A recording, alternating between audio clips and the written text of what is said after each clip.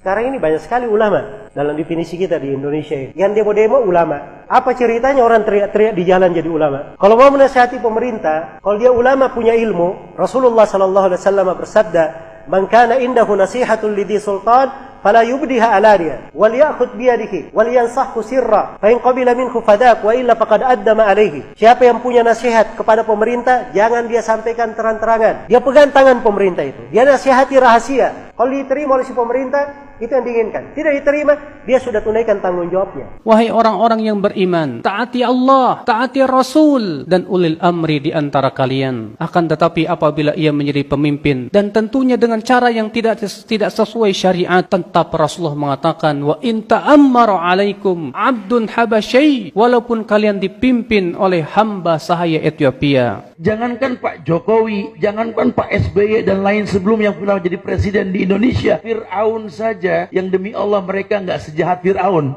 Fir'aun saja diperintahkan Nabi Musa dengan Harun, idhaba ila Fir'aun innahu togo, faqula lahu qawlan layyina. Yang gak boleh anak laki lahir main potong aja. Fir'aun lebih dari Rohingya loh. Terus datang ke Fir'aun, katakan perkataan yang lembut. Idza ra'aita rajulan yasubbul hakim fa'lam annahu sahibu hawa. Kalau engkau melihat ada orang yang mencela pemimpinnya, menjelek-jelekan pemimpinnya, ketahuilah kalau dia itu pengikut hawa nafsunya. Dan tanyakan kepada dia, apa setiap kali engkau mencela pemimpinmu kau dapat pahala? Dapat pahala enggak kalau kita menjelekkan pemimpin kita? Kalau dapat pahala kita cela, enggak dapat pahala. Pertanyaan kedua, kalau kau doakan pemimpinmu, kau dapat pahala enggak? Dapat, Masya Allah. Oke, pertanyaan yang selanjutnya, kalau kau celah pemimpinmu, pemimpinmu berubah enggak? Enggak berubah. Kalau kau doakan pemimpinmu, bisa enggak Allah merubah pemimpinmu? Bisa. Terus kenapa kau tidak doakan pemimpinmu? Man akrama sultanallahi fil ard akramahullah. Wa man ahana sultanallahi fil ard ahanahullah. Siapa yang memuliakan pemerintah Allah di atas muka bumi, Allah akan memuliakannya. Dan siapa yang menghinakan pemerintah Allah di atas muka bumi, Allah akan menghinakannya. Imam Ahmad itu, lihat Imam Ahmad, seorang ulama, disiksa di 3 generasi pemerintahan. Tapi bersamaan dengan itu beliau berkata apa? Lau anna li da'watan mustajabah ma ja'altuha illa lis-sultan. Andai kata saya memiliki doa yang pasti dikabulkan, saya tidak akan peruntukkan doa itu kecuali untuk pemerintah. Udah dibilang bernegara seperti orang sholat. Kalau imam salah ingetin baik-baik. Subhanallah. Masih salah juga, bantu dengan bacaan, mungkin dia lupa. Jangan main tarik kerah imam. Menurut lo banget loh. Nggak beres sholat kita urusannya kalau begitu. Turunin imam, ganti imam, turunin presiden. Nggak bakal pernah beres, mau sampai kapan. Kemudian saya telah terangkan rahasia, ruh dan makna. Kenapa diperintahkan kepada pemerintah walaupun dia berbuat balik? Sebab kudeta terhadapnya itu menyebabkan apa?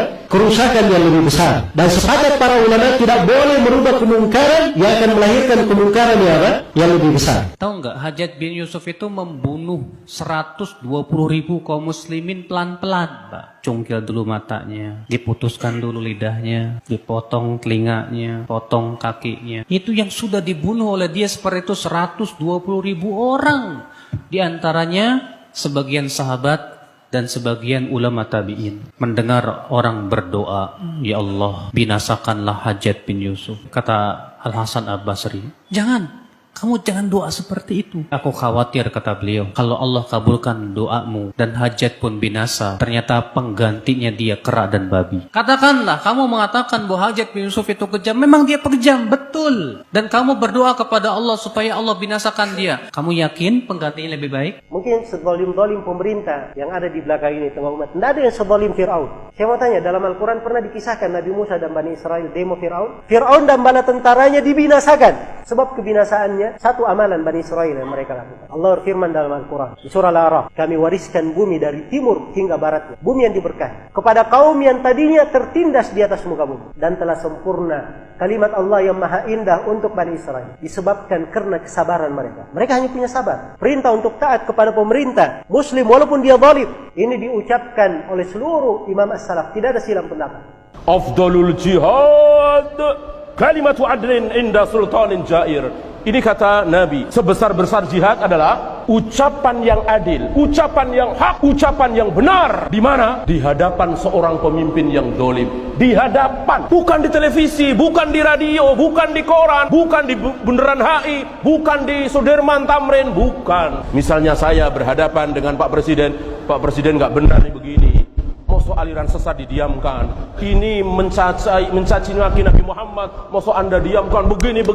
Saya berdua dengan presiden, bukan di televisi, bukan di radio, di mimbar nggak boleh, di jalanan apalagi. Itu cara Yahudi. Tentu teman-teman sekalian yang menasihati pemimpin, orang yang bisa sampai suaranya ke pemimpin itu. Kalau antum mau nasihatin seseorang, cari misalnya seorang pemimpin perusahaan. Contoh saja dulu, kita cari siapa pegawai perusahaannya yang bisa menyampaikan kata-kata itu. Atau siapa kira-kira orang yang bisa sampai suaranya. Kecuali kalau kita memang langsung didengar, alhamdulillah. Pemimpin ini mendengarkan aspirasinya atau penyampaian dan keluhannya masyarakat, baguslah, gitu kan.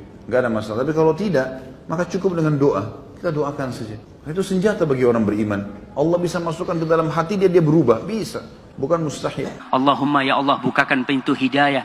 Jagalah Bapak Jokowi dan seluruh jajarannya. Jaga mereka dari segala mara bahaya. Berikan petunjukmu, berikan hidayahmu ya Allah. Semoga mereka bisa membawa negeri ini kepada negeri yang baldatun thayyibatun rabbun ghafur. Katakan doa itu, dapat pahala dan Allah bisa. Doakan presiden kita, doakan wakil presiden kita, doakan gubernur kita, doakan. Semoga Allah berikan hidayah. Suatu negara rakyatnya 200 juta, kemudian presidennya adil, membahagiakan 200 juta orang, betapa banyak pahala yang dia dapatkan. Beliau berkata, jika seorang pemimpin bersungguh-sungguh berisyihad untuk memperbaiki agama rakyat dan untuk memperbaiki dunia rakyat, dia perhatikan dua-duanya. Jika dia sudah bersungguh-sungguh untuk perbaiki, sebisa mungkin, berhasil atau tidak berhasil urusan Allah. Tapi dia berusaha sebisa mungkin, kata Ibnu Taimiyah rahimahullah, fa innahu afdalu ahli zamani. Dia adalah orang yang paling afdal di zamannya. Di negara-negara Islam, kezaliman disebabkan karena kezaliman rakyatnya. Allah berfirman dalam surah Al-An'am, demikian kami jadikan penguasa-penguasa orang yang zalim disebabkan kezaliman sebagian dari mereka dengan apa yang mereka usahakan. Tidak mungkin pada masa kita sekarang ini pemimpinnya seperti Umar bin Abdul Aziz atau seperti Muawiyah bin Abi Sufyan, tidak mungkin. Atau seperti Umar bin Khattab, tidak mungkin. Kalau rakyatnya zalim, maka pemimpinnya pun zalim. Kalau rakyatnya berbuat maksiat, pemimpinnya pun demikian. Kalau rakyatnya melalaikan salat, pemimpinnya pun demikian juga. Menghilangkan kezaliman penguasa yang ada di negara-negara Islam, yang pertama kewajiban kaum muslimin apa? Yang pertama, taubat kepada Allah. Kalau penguasa itu berbuat dosa, kita pun banyak berbuat dosa dan maksiat kepada Allah. Kita wajib taubat. Yang kedua, membersihkan diri kita dari noda-noda syirik. Yang ketiga, kata Syekh Albani, kewajiban kita mendidik istri dan keluarga kita. Kita akan ditanya oleh Allah tentang istri dan anak kita.